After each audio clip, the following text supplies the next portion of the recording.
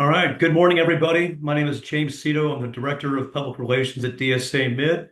Welcome to Inside the Mid Services and Impact. This is the first of four conversations we're going to hold monthly about the Mid programs, a deeper look into each of the ambassador teams, the impact in downtown, a broad overview of the services provided by the Metropolitan Improvement District, a chance to hear from ambassador team leads, a look at what we're doing now, and a chance for you to ask questions about our programs and services and what the future may hold for the Metropolitan Improvement District.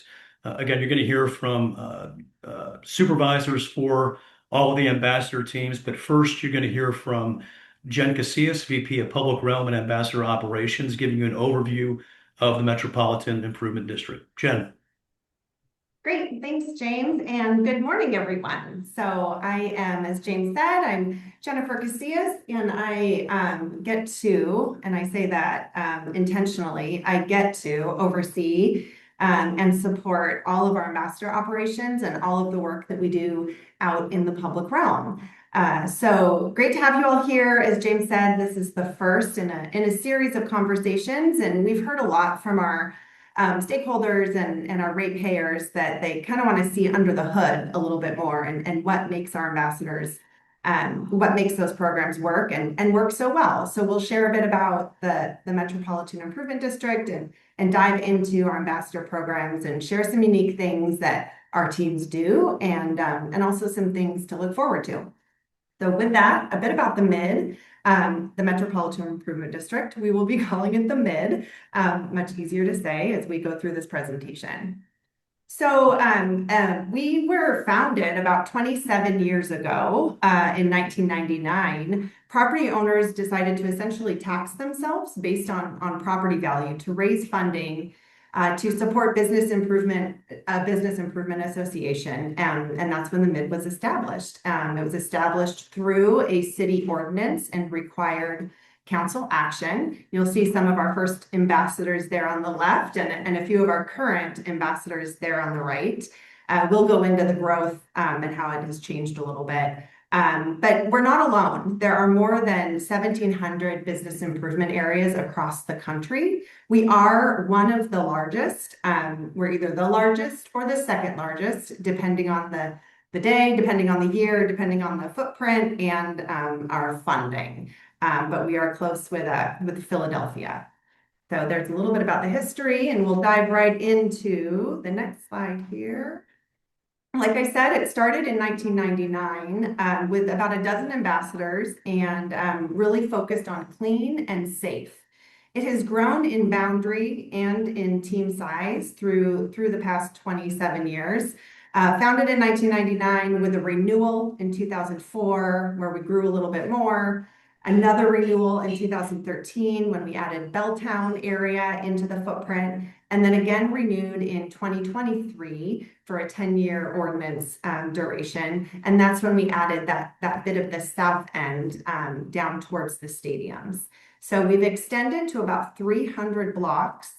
And our team, what started with about a dozen ambassadors, has grown to 165 ambassador positions over 3 different teams. So you can see how everything is expanded and grown over the past 27 years. And we do have a 10-year contract agreement with the city. So we'll be up for renewal again in 2033. And Jen, I want to take a quick second to remind the audience that they do have the opportunity to submit questions in the Q&A function, and we'll get to those questions at about quarter till the top of the hour. Great. Thanks, James. And just wanted to, before we dive into our team specifics, is that we all of our 165 ambassador positions and everybody else here really does live out our mission every day to create a healthy, vibrant downtown for all. I think we could all do entire webinars on the impact that our mid ambassadors have in our downtown community, but I just wanted to highlight a few here to kind of set the scene as then we dig into all of the impact that the teams do. So as you can see here, these are just two testimonials of many from both visitors and a visitor and a resident with just, kudos to the team. I won't read it word for word, but over on the left there, this is someone who was a tourist from England and had a very positive experience with a few Seattle ambassadors and took it upon herself to email us when she got back in England and just was recalling her time in Seattle and how the ambassadors positively affected that time. And over on the right is a rave in the Seattle Times submitted by a downtown resident that just speaks to the impact and attitude that our ambassadors have day in and day out, 7 days a week, 15 hours a day. So just wanted to highlight a few there. We have so many more that we could highlight, but it's very true that our ambassadors are our greatest asset. And a quick intro about our three different ambassador teams. We started with clean and safe. And as I mentioned, we have grown to 165 positions and we've grown into three different teams. We have a community safety and hospitality team that Brian will talk about. We have a clean team that Steve will describe and talk about. And we have our public realm operations team that Wes will share more information about. So it is a team of teams. We have three different teams with defined roles, but it is one big team where we all jump in, help out, always pursuing that mission of a healthy, vibrant downtown for all. And our ambassadors know they play a pretty important part in that for our downtown. So I say let's dig in, and I will turn it over to my colleague Steve to talk about the clean team. So Steve, you are up. Next slide. Hello, everyone. My name is Stephen Walls, and I'm the Clean Team Program Director for the Med. As an overview of our core services, we're responsible for the cleanness of downtown, which consists of daily sidewalk litter pickup, syringe removal, graffiti paintouts, bio-waste removal, alley cleanings, leaf removal, and we also provide 2 annual scheduled sidewalk pressure washings. Last year, our team kicked butt as we collected over 965,000 pounds of litter and removed over 47,000 graffiti tags. Our teams work very hard to identify and resolve issues immediately, but we encourage you to submit cleanup requests through our website or call us at our office. Next slide. To provide these services, we have 101 ambassadors who work from 6:30 a.m. to 9 p.m., 7 days a week. Our leadership team comes with a lot of tenure with over 96 years of experience. Our leadership team is comprised of me as a director, 1 senior manager, 8 team supervisors, 8 assistant supervisors, 53 full-time ambassadors, 17 part-time ambassadors, 4 field operators who are responsible for alley sanitation and pressure washings, 6 service trikes who are responsible for bio-waste removals, 3 trainers, and 2 trike mechanics. Next slide. For our equipment, we have 55 ambassador trikes that come equipped with brooms, dustpans, and cleaning supplies. These trikes are equipped with the same cleaning supplies as those who are pushing a bucket. We also have 11 service trikes that are equipped with a pressure washer used to provide bio-waste cleanups. And finally, we have 5 trucks used to provide alley flushes and sidewalk pressure washings. We also have a flatbed that we use for illegal dumps to pick up things such as couches and furniture. Next slide. These are just a few of before and after photos highlighting the ambassador's work. We provide litter pickup services in the alleys every day, but have identified 30 alleys we will flush and thoroughly clean every day as well. Next slide. The Downtown Activation Team, also known as DAT, is a partnership with many departments within the city of Seattle working to revitalize a few key areas within downtown, CID, and Little Saigon. Please keep in mind that the services the Clean Team provide are only within the boundaries of the MID. Each morning, we will meet with SPD to provide support for the ambassadors while we clean. There are 3 locations within downtown: Third and Pine, we will flush the sidewalk every day at 7 a.m., 1 p.m., and 4 p.m. First and Pike, we will flush the sidewalks every day at 7 a.m. and 1 p.m. Washington Occidental, we will only provide litter pickup and bottled waste services. So far, the collaboration has been incredibly well, as we meet twice weekly to provide any updates and address any concerns. And with that concludes my presentation. I will turn it over to my colleague, Brian Cannon, to talk about the CHS services. Thank you, Steve. My name is Brian Cannon. I oversee our community safety and hospitality program. Today, I'm going to share an overview of the services that my team provides. So the community safety and hospitality team operates between 7:30 a.m. and 9 p.m. each day, covering the 300 blocks of the Mid. And our work falls into three main categories. It's addressing specific ordinance violations, providing welfare checks and referrals for people who appear to be in need, and providing on-street concierge and safe walk service. Jen, next slide, please. So our ambassadors start every day with wake-ups. They will approach people who are sleeping in doorways of businesses that are signed with the West Precinct's Conditions of Entry program, which is Seattle's trespass program, or folks that might be violating the sit-lie ordinance if they're blocking access to a building. It's always important to note that ambassadors are not law enforcement. They're not security. They're not able to physically detain or remove anybody. But our ambassadors do have training in a number of areas, including de-escalation, MOAB, which is managing of aggressive behavior, tactical communication, and situational awareness.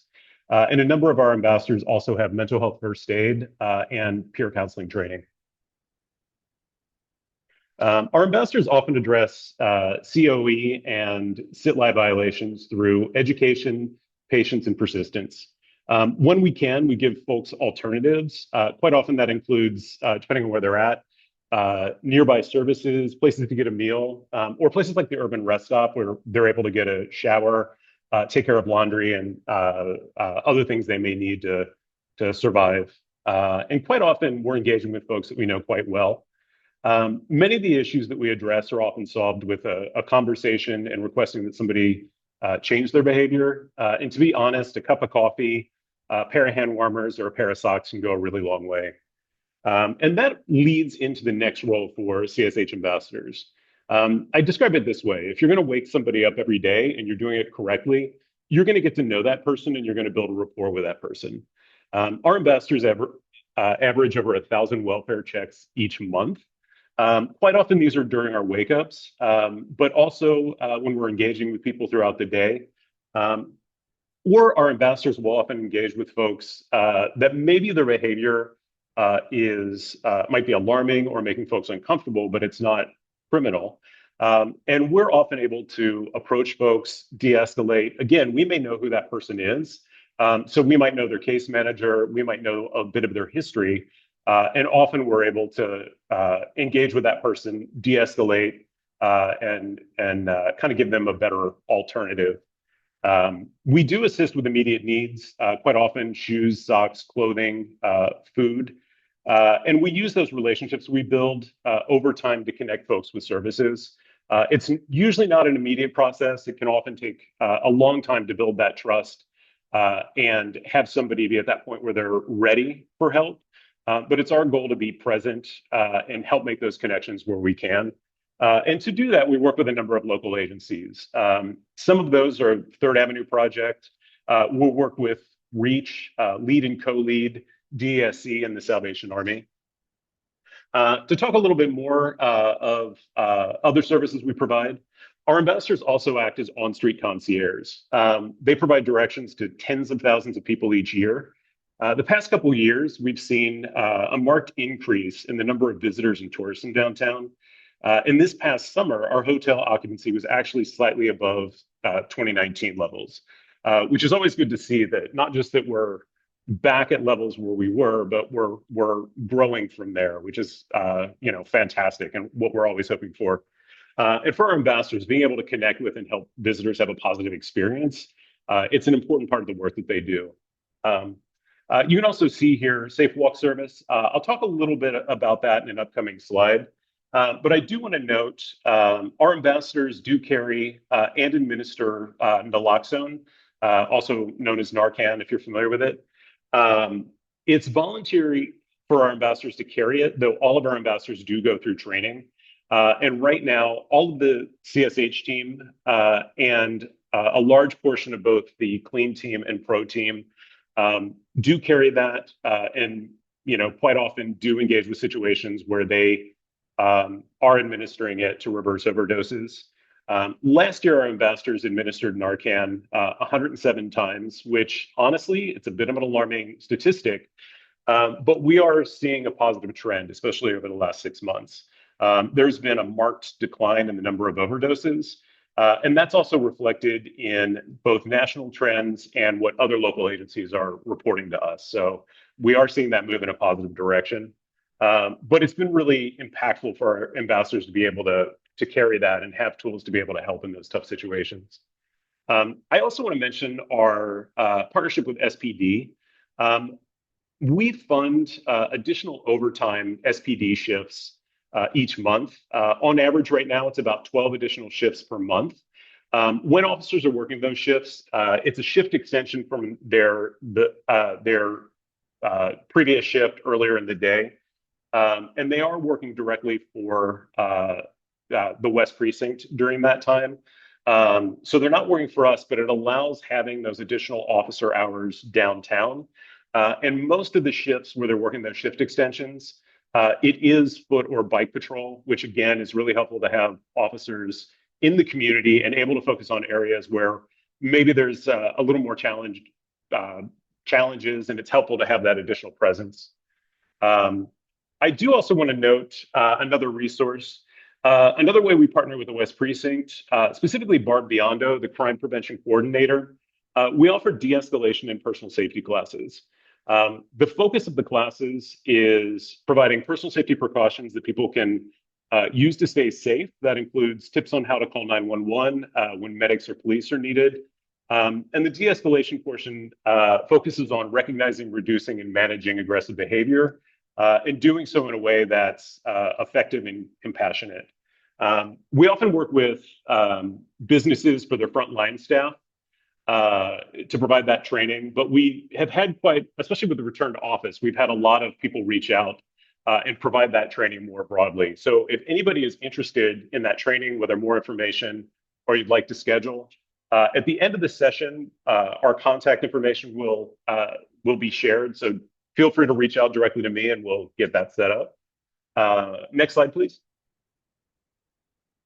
And here's a breakdown of our teams. Internally with the CSH program, we have 4 ambassador teams to be able to cover 7 days a week. It comprises of myself, the director, our senior manager, Blake Sundstrom. And then for each of those teams, we'll have a supervisor and assistant supervisor, 20 full-time ambassadors, 8 part-time. And then our dispatch operates, it's under community safety and hospitality, but our dispatchers serve all of our programs. So CSH, Clean, Pro. Whenever you need our services, feel free to reach out directly, 206-441-3303, and we will definitely be sharing that number towards the end. And I also want to note, you see at the bottom our bicycle mechanic. We run a fleet of about 55 bikes, and our mechanic keeps us up and running to be able to serve downtown. Next slide, please. And I want to highlight something that often slides under the radar, but our ambassadors conduct, last year they conducted 16,572 visits to downtown businesses and properties. This is one of the best ways for us to advertise our service is through that direct engagement.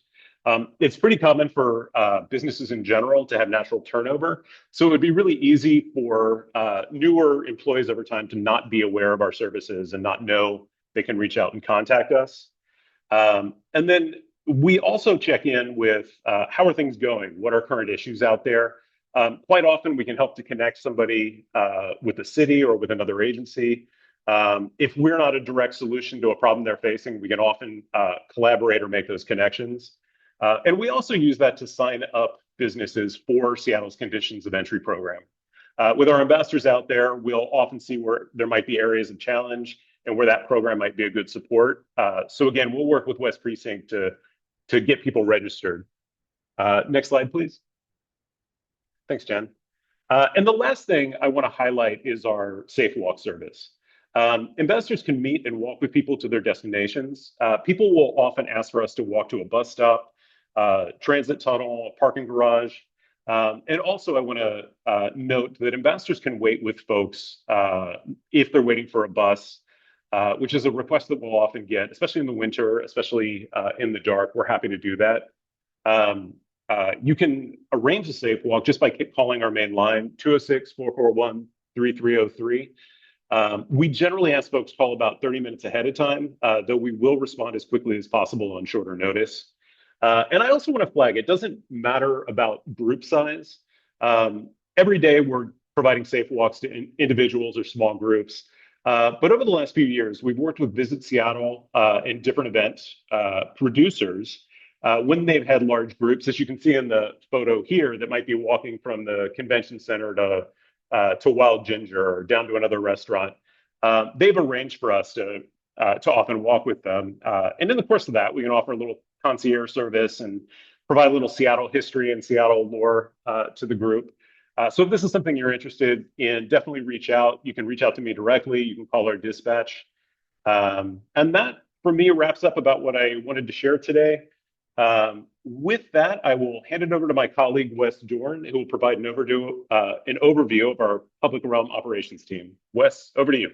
All right, thank you, Brian. Hi, everyone. My name is Wes Dorn. I'm the senior manager of the Public Realm Operations team. The Public Realm Operations team is made up of 5 teams. I'll get into well, 5 different sections. I'll get into each what section does in a minute. But as you see in this slide, the pro team, the Public Realm Operations Pro team, we do beautification, we do lighting, we manage the parks, we do special events and activations.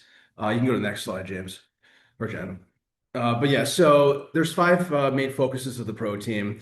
We have the public realm activation, where it's the daily park management of all the parks and spaces that we manage, from up north Bell Street Park down to Westlake Square, Westlake and McGraw Square, and Westlake Park in the retail core, to First and Pike by the market, and down in Pioneer Square at Pioneer Square Park and Occidental Park. The operations team is really the backbone of our daily work in downtown parks and public spaces.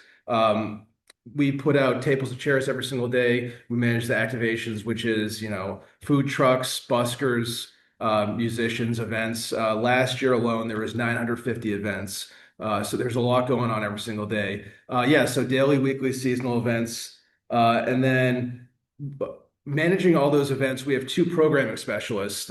We have Flo Ward, who manages Occidental Square and Pioneer Square Park. Last year she installed a soccer pitch. You'll see in the next slide. You don't have to go there yet. But it was a huge success and drew really steady engagement to the park. Flo also has brought in Northwest marketplaces and has really kind of conquered the markets in Occidental Park. It's a really nice, steady engagement that we have down there. And Flo also manages Downtown Summer Sounds. This is our annual summer concert series. Last year was the 46th iteration of it. So we're getting close to 50. And we've kind of changed our approach every year to Downtown Summer Sounds.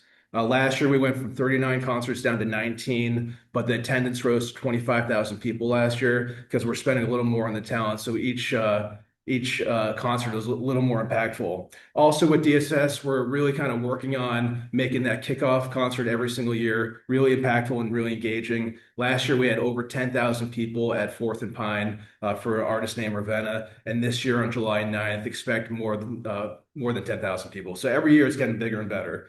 So the other specialist is Claire, and she manages Westlake Park and Bell Street Park. And she also does an annual tree lighting event at Westlake Center and 4th and Pine and Westlake Park. Last year's tree lighting event on Black Friday, we had 16,000 people attend. That was the largest attendance we've had for tree lighting since 2019. So it's really encouraging. And also, so we have the pro team, which I manage the operations team you see right there, putting out a table, chair. We have programmed the 2 specialists that I just talked about. And we also have a senior manager of urban design. His name is Seth Geiser. And he if you see any murals in downtown, chances are Seth helped manage the process of getting that installed. Two of them you can see at Westlake Station at Pike Place Hill Climb. Also, Seth manages all the public art, the lighting for holidays. So you see all the like almost a million twinkle lights I think we had last year, and all the planters and hanging baskets that you see throughout downtown. Also, so we have operations, we have programming, urban design. We also do asset tracking and have lots of different special projects. All the alley fencing that you see is done by my team. And our team is constantly going out there every single day looking for things that don't belong, tripping hazards, we graffiti, illegal dumping encampments. We usually report those to Find a Fix It or the appropriate city department. But my team is out there every single day looking for those. And then in addition, we also have we work with all the community partners downtown, whether it's Belltown United, the Downtown Community Council, the Alliance for Pioneer Square, Circle of Square, and I believe we're trying to start a new one at First and Pike. So yeah, so those are everything so far. And then yeah, so coming up, when we talk about the whole team, Jen, if you want to go to the next slide. So yeah, the pro team is made up of one director who's Owen Harang. He's out right now. He'll be in the next webinar. Myself, the senior manager, Seth, the manager of urban design, Flo and Claire. We have two supervisors managing the operation team, four assistant supervisors, two maintenance ambassadors, one trainer, 9 full-time ambassadors, and 3 part-time ambassadors. They manage a lot of different projects every single day, and you can see 2 murals that Seth helped manage. And then there another photo is our new activation at First and Pine that we created, First and Pike that we created in April last year. And next slide, please. And then we're really excited. Well, I'm not getting ahead of myself, but yeah, here's 3 of the activations we did. We had the soccer pitch down at Occidental, which was just a huge, amazing activation we installed last year. We have Ravenna, where there was about 10,000 people, and then this year's tree lighting event. Next slide, please.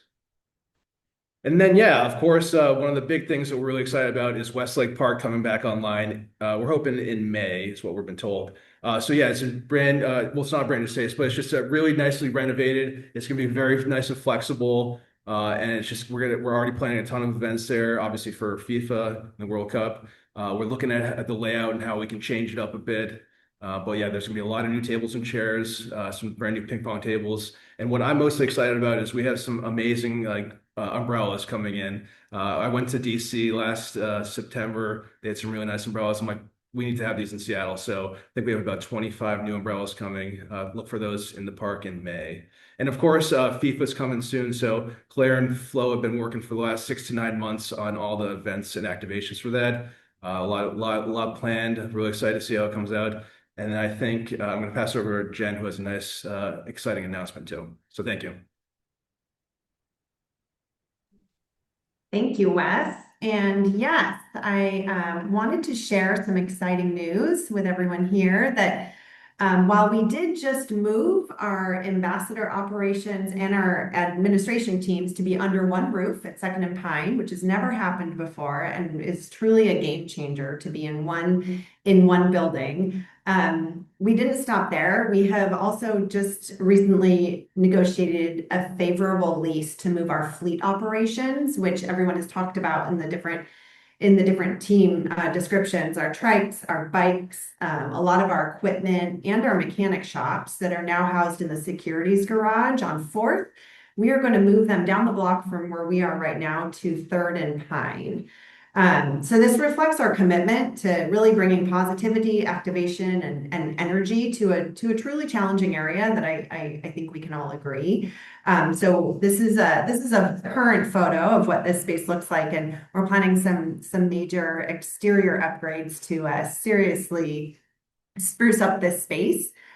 We will be on the interior of what used to be the Mountain Hardware space. So we are not taking the inside of the old Columbia sportswear, though we have negotiated in the lease that we will be able to positively, to do some positive activation on the windows and storefront. So the whole corner will really change, and not to mention 165 ambassadors coming and going 7 days a week from 7 a.m. to 9 p.m. will be positive interventions there. And so the inside, these are a little blurry. I apologize. We'll get some better photos. This is what the inside looks like now. hopefully in another webinar coming up here, we can show the inside redone with our bikes and our trikes and our mechanic shops. And we'll definitely be transforming it just to be a much more improved hub for all of our ambassador equipment. And things like HVAC and restrooms and amenities like that our ambassadors don't have in the fleet operations area right now. We will have. So this also will save us several $1,000s a month in lease, and will, like I said, really activate an important retail core that, you know, putting our money where our mouth is and going right into Third and Pine and trying to affect it in such a positive way. So more to come on that. I don't think we've inked the lease yet, but we have it ready to go in our inbox. So look for positive changes both on the inside and the outside of that corner that is just down the block from where our deployment area and our administration offices are. So looking to move in late spring sometime once all of these remodels and renovations are complete. So that's kind of a fun, new, exciting update wanted to share with everybody. And I think now we can turn it to Q&A. So thank you for submitting questions if you have done so. And James, our lovely moderator, has been perusing the Q&A inbox, and we'll be able to tee some up for the panelists. Yeah, thanks, Jen. First question is, I think, likely best for you. Robert writes, I talked to your ambassadors in our area. They seem to do a good job. What are you doing to recognize that they are doing what they are doing individually and as a group is important? People generally perform better if they think their work is important and recognized. So, Jen, maybe speak a little bit about ambassador recognition. Yeah, for sure. Certainly. Yes. Thank you for the question, and thank you for your own recognition of the hard work that our ambassadors do day in and day out. So there's a lot of different opportunities in our schedule and at our deployments to recognize ambassadors. So we do that each day. Each team has a deployment, and we like to call out kudos and things where we kind of caught people doing something good, something nice, something above and beyond. We also have our Ambassador of the Month recognition, where peers and administrative staff can nominate an ambassador for an Ambassador of the Month recognition. And at the beginning of every month, we review all those nominations that come in, and supervisors, directors, senior managers select the Ambassador of the Month, which when the Ambassador of the Month is selected, they get various different recognition, including, you know, certificates and an extra day of PTO and different award type recognition, also shared out on our social media and internal channels as well. We also have an Ambassador of the Year. At our annual meeting in June, we recognize all of our ambassadors in a pretty prominent way, and then recognize our Ambassador of the Year. So those are kind of the formal ways of recognizing internally, though I have to say that we continually, constantly, daily recognize and acknowledge the great work that our ambassadors do every day. And I would add that you can go to our YouTube channel. It's Downtown Seattle on YouTube, and you can watch videos of the ambassadors of the year for a few previous years now. We produced that for our annual meeting, and it's always a pretty good video. Next up, I'm going to send this over to Brian Cannon. Brian, Ron is asking, do ambassadors contact police or the care team or such when they observe issues that go beyond what they can deal with? Yes, there's going to be a range of issues that we'll address. I mean, one, I always want to stress that, you know, people will call us for, let's say there's somebody sleeping in a doorway, or again, possibly there's somebody that, you know, might be in low-level crisis. So folks are hoping to connect so that an ambassador, somebody can check on them and see if there's a next step for that person. So I'm going to break it down into a couple different situations. One, I guess I should also say, if you're ever observing behavior that's criminal, definitely make a 911 call. However, these situations where maybe somebody's blocking a doorway or may need a little assistance, you can definitely call us and we will go out, assess, and usually approach and engage with that situation. When it comes to something like somebody sleeping in a doorway, let's say we know that business is going to open in 30 minutes, 40 minutes. We'll approach that person, we'll explain the situation to them, we'll offer them alternatives. There could potentially be a point where we may need to make a 911 call. But I also kind of joke that while we don't have authority, we have the power to be annoying. We can keep showing up and keep explaining. And the truth is, most people that we're engaging with, we know them, they'll understand, and we even have folks that'll kind of use us as an alarm clock. If we were to have a situation like that, where let's say somebody came up and became really, really aggressive, or we were witnessing somebody, acting aggressive to a bystander, we would make a 911 call in that situation. And then I would also say that if we're seeing somebody in crisis, we may see somebody who is, in an altered state and walking in traffic, and we're trying to communicate and get them back onto the sidewalk. Or there's other signs that we may see that somebody's escalating into crisis. We're going to make a 911 call, and we'll also quite often make a 988 call, which will put us through to DESC's quick response crisis team. So we do use all of those resources, the 988 crisis team, the care team as well. Care team can be dispatched through 911. Generally speaking, it's the dispatcher's discernment to dispatch the care team, but I will also say, if you feel like the care team is the right situation, just ask for them, because it might put that in mind for them to show up. So we do work with these agencies. We will reach out when necessary. But a lot of the situations we're engaging with, we're able to find a resolution. So hopefully that gives a picture and answers the question. All right, thank you, Brian. We have, I think, 4 people who have asked if we can share the slide deck with them after today's program. Jen, your thoughts on that? Sure. Yeah, we can definitely share that out. And again, we'll have contact information when we close out the webinar. Another question is coming in about the World Cup, and let me read that really fast. This is from Bernice, asking, with the FIFA World Cup coming to Seattle in June, July, will you be increasing the number of ambassadors during that period? So maybe this question is best answered by Jen and the program directors about what the approach will be for each team during the World Cup. Sure, I can kick that off, and then we can, yes, just like you said, James, everybody can chime in on how they think they may adjust their teams. We will, at this moment, we do not plan on hiring any more ambassadors. We are 165 strong. We feel like that is a big number and a number that will work. And so we certainly hope to have a full team, positions filled, all positions filled when the World Cup rolls around. With that, though, it won't be usual programming and deployments.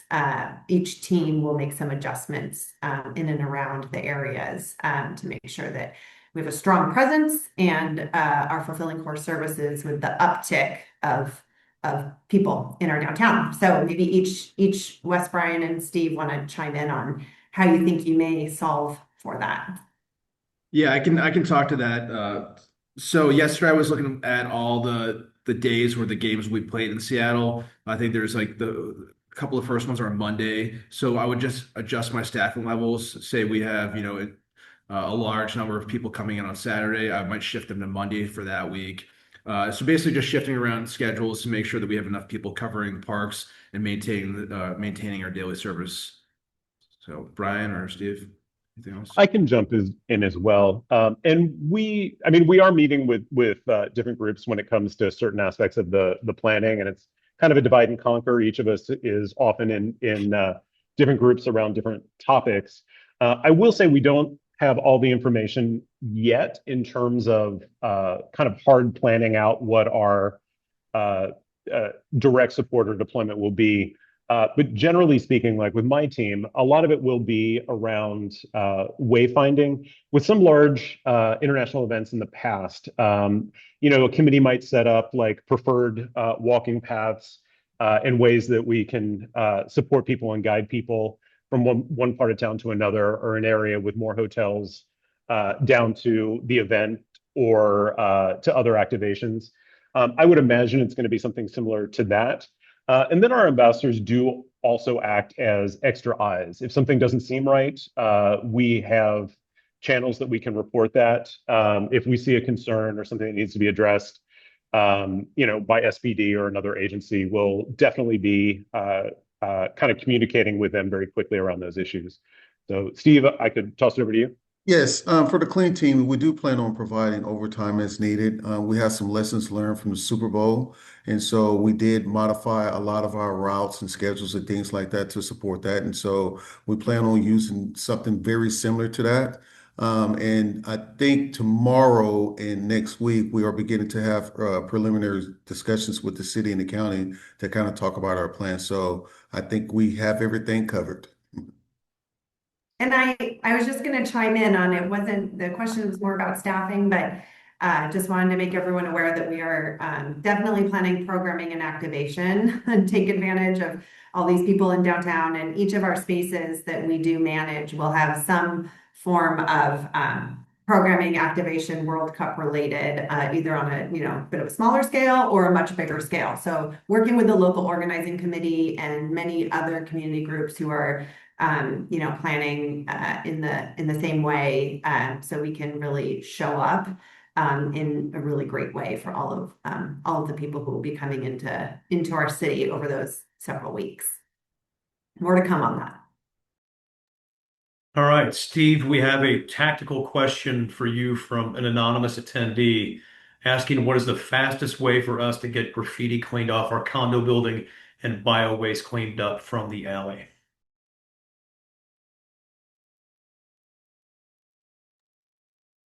You're muted, Steve.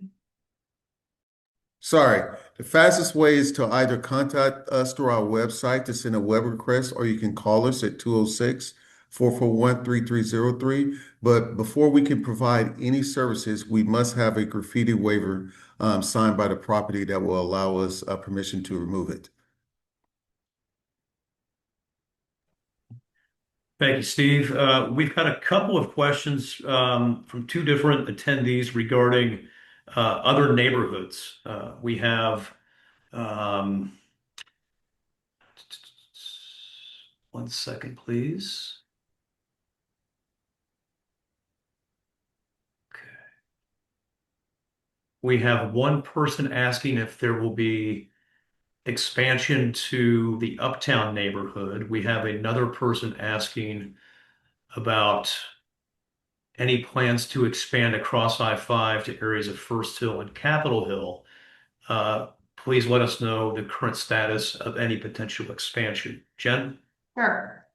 Yep, as you were listening, we have expanded. We have expanded in the past, over the past 20 years, and we're always open to that conversation.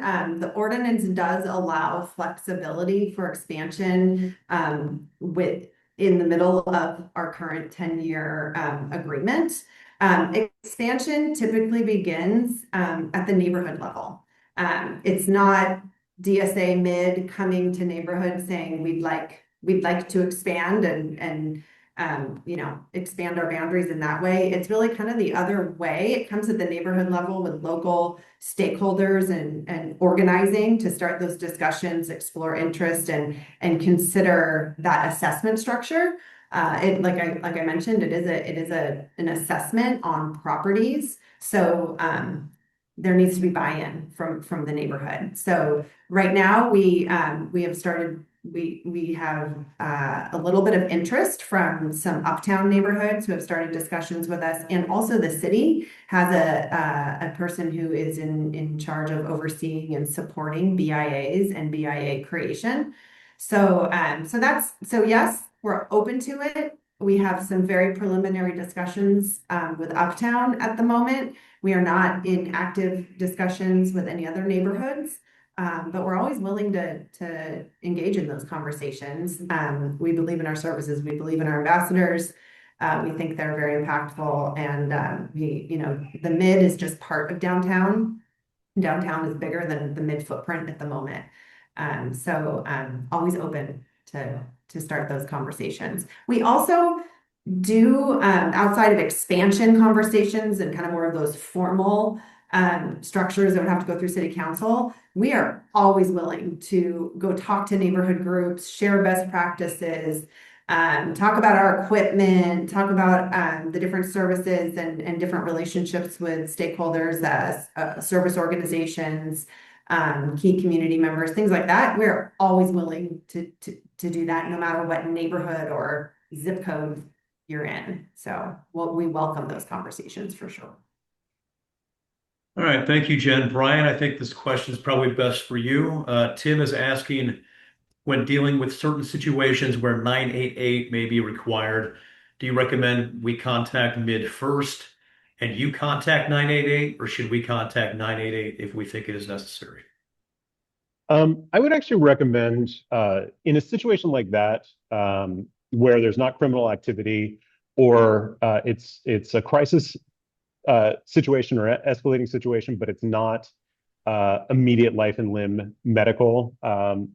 You could actually contact both, make that 988 call just to initiate.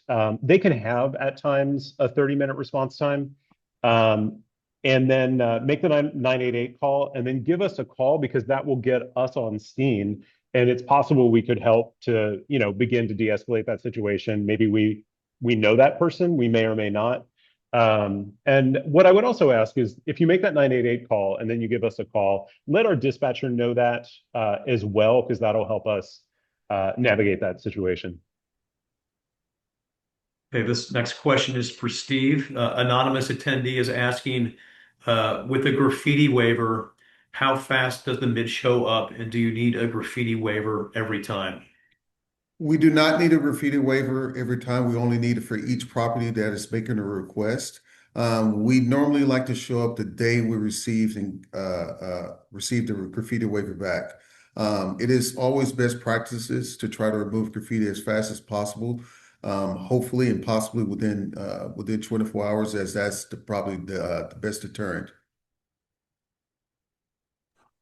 Thank you, Steve. Another anonymous attendee is asking about data, and we should note that there is a wealth of information available on the downtownseattle.org website. This person is asking, do you have data on the trends of number of cleanups and crisis escalations? Are things getting better or worse? It might be a tag team response there, maybe Jen and Steve. Yeah, I can start. I'm happy to kick it off. And James, chime in here too. You know a lot about this data on our website and what we share out to different groups. We collect a lot of data, and we do have various different dashboards on our website. And again, as we close out the webinar, I'll share a QR code and our website. Each of our program teams has a different dashboard that show, and we update it monthly with the real data from the month before about cleanups, number of Narcan situations, number of programming hours, number of graffiti paintouts, all of those things and more. I'm blanking on some of the specifics at the moment, are shown on those dashboards. So I encourage you to take a look at those dashboards, bookmark the pages, and take a look at how they are trending in the positive or sometimes in the negative. But I'll let the others chime in on any just overarching trends that we're seeing in the overall downtown environment based on the data that we collect. I can go ahead and start. Go ahead, Steve. So yeah, you're right. We do collect quite a bit of data for any service providing, any work that we do. We're collecting data for, but it's always tough to try to quantify and try to pinpoint what exactly is driving the increase or decrease. But if I was to take a guess, and after looking at the data just recently, I would say it's on a decline, especially if you look at, how things were, during the pandemic. Things have gotten remarkably better. And so things do look better out there. And it's also subjective on how things look in downtown as well. Yeah, and I was just going to mirror what Steve said. We to track data, we break down work tasks. So actions investors are taking or specific observations they're making, and they track throughout the day. We use an app where it's very, very easy and very, very quick for them to make these track this information so that it's not pulling away from the services they're actually providing. And overall, we are seeing numbers trending in the right direction. And that seems to be reflected by other data from the city as well. And I would add that our downtown revitalization dashboard is updated monthly, and the cadence of that is typically around the middle of each month on our website. We're providing a number of key metrics that we're tracking for downtown's continued revitalization. That includes some standards like visitor foot traffic, return to office, hotel demand, occupied apartment units. And then we also add additional data points that we think are illustrative of the work that mid programs and projects may be doing, for example, or other trends that we're seeing for foot traffic, be it like locals coming back to downtown and that kind of information. And again, that's updated every month around the middle of each month. You can find that on downtownseattle.org. Brian, we've got a question from Belltown. Gentleman is asking, how does the CSH team interact with city agencies on homeless outreach? A number of different ways. As far as the investors in the field, they do have a lot of the training that I mentioned earlier to know how to engage with situations. And then through a lot of that relationship building on multiple levels, like on the street level, we're often engaging even with workers from different programs. One example of that is the Third Avenue project, where we deliver care. A similar program to ours is on the street in a fairly small footprint, right in that range of Second to Fourth, University to Stewart. And because the program they're working as part of does come with some case management and some shelter and housing, we're engaging with them on a regular basis, checking in with folks that might be in that area, sharing information with them. In other areas in downtown, unfortunately, there's not as immediate of a resource. Downtown, I would absolutely say, is under-resourced when it comes to street-based outreach, when it comes to case management. And then we meet monthly with a number of different agencies and a number of different groups around outreach, sometimes directly with those agencies or sometimes part of larger work groups or forums. And I can say one of the challenges we're hearing basically from everybody is available housing. And housing with the right match for what people need to move them from the street into shelter, transitional housing, and then to longer term support and stability. That said, we will work with, sometimes we're on the phone with lead to maybe help them track down a client.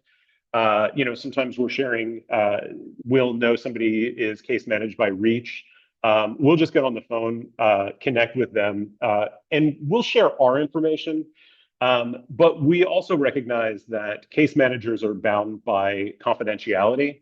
So we'll often share information with them, and we understand that information or additional information may not be shared back. But we do everything we can to be supportive and make those connections. Thank you, Brian. We've got a question from Sergio. He's asking, will the MID be transitioning to an app-based system for submitting service requests? Currently, Find It, Fix It does not accommodate cell-based requests. It would be more efficient to submit service requests through an app and receive an incident number for tracking purposes rather than relying solely on the website. So a question about how people can submit service requests and I guess a a tech-based complaint about Find It, Fix It. A reminder that Find It, Fix It is a City of Seattle platform, but whoever wants to take the service request question. I kind of feel like that's a Steve question.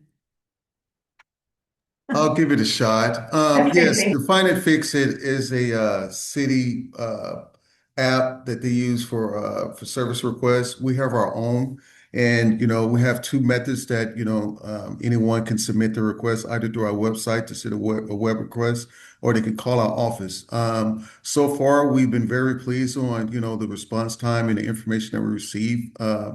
Um, to respond to those requests. But that has not been something that we've considered looking elsewhere. But we could do our due diligence and look around and see if there's anything that's comparable or even better. We have time for a couple more questions. Another anonymous attendee asking if MID has started planning interaction with potential ICE influx into Seattle.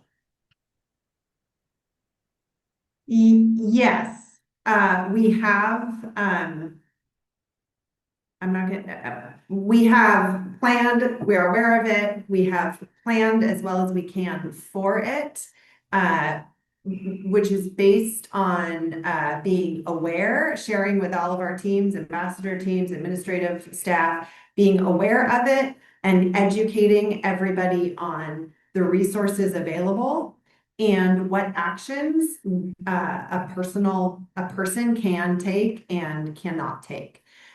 We are basically just following the guidelines that we have been that have been recommended by our legal counsel, as well as city and state guidelines, and sharing that information and disseminating that out. We realize that we have a lot of staff out in the field, as we say, which is it puts us in a unique position, though our deployment areas and our office areas are private spaces. So for the most part, we've been educating all of our ambassadors and all of our staff, updating as guidelines and or recommendations change, and doing what we can to make sure that everybody has the resources and the information to make decisions, the best decisions for themselves if they find themselves in a situation or an encounter, either an encounter themselves or witnessing an encounter out in the field in the city. So that's the best way I can answer that question. If anybody else wants to chime in, they can. All right, here's our final question, also anonymous, saying maybe I missed this, but will the MID office have walk-in hours for businesses and neighbors to report things or ask questions? That's a great question, and I'm assuming that is to our new move to Third and Pine and having a little bit of a storefront, which we have not really had in the past. We haven't got into that level of detail yet. Our first priority is to get our ambassadors in that space, our trucks and trikes and our fleet in the space, and make sure that it's working for that purpose. Though secondarily, definitely, we've been thinking about, is it open to the public? Do we provide any pop-in type services? Is there there's flexible use in that storefront area? So I'll take that back as a note, as something that may be welcomed for people to come and learn about our services. And if we have a desk there during certain hours, people can come and ask questions, submit requests, and meet our ambassadors as well. So great idea, and I'll take that back as we start to plan out our move into that space. And with that, Jen, we are at time. Great. Well, thanks for all of the questions, everybody. And I just want to end it with this page as we've and all this information that we've shared multiple times throughout the presentation. We hope you enjoyed the session. We're incredibly proud of the work that our ambassadors do and all the teams do together day in and day out in the Metropolitan Improvement District, and we couldn't do it without ratepayers and stakeholders and the support of the community. in multiple ways. And really, we are service providers and our ambassadors are service providers. And that's what we strive to do every day. And we want to make sure that people know how to reach us so we can provide that service in the best way. So mid-dispatch, everybody, please commit that to memory, put it in your phone, save it as a favorite. 206-441-3303 is staffed 7 a.m. to 9 p.m. 7 days a week. So fastest way to reach our dispatch and request a service, call about an issue, have any questions, happy to solve those as soon as we get those coming in. Again, I mentioned the QR code.